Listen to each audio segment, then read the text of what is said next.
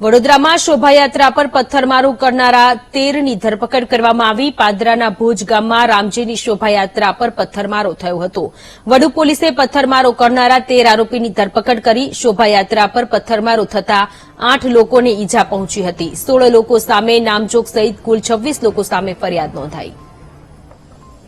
સંવાદદાતા માનુ ચાવડા ફોનલાઈન પર જોડાયેલા છે। માનુ, વડોદરામાં રામજીની શોભાયાત્રા નીકળી હતી, તેના પર પથ્થરમારો કરનારા 13 લોકોની ધરપકડ કરવામાં આવી। વધુ વિગતો।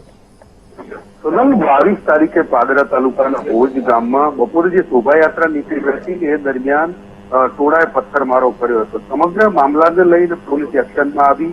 વડુ પોલીસ મથકે 16 સામે નામજોગ ફરિયાદ નોંધાઈ હતી। એ મામલે પોલીસે 13 તોફાનીઓની ધરપકડ કરી છે। તોફાનોમાં જે રીતે પથ્થરમારો કરનાર, હુમલો કરનાર આરોપીઓ હતા એ પૈકીના 13ની ધરપકડ કરી છે। હજુ અન્ય આરોપી ફરાર છે। કુલ 26 સામે ફરિયાદ નોંધાઈ છે અને એને લઈને અત્યારે વડુ પોલીસે તપાસ કરી રહી છે અને વડુ પોલીસે આ 13 તોફાનીઓની ધરપકડ કરી લીધી છે। જી માનુ, આભાર તમામ વિગતો માટે।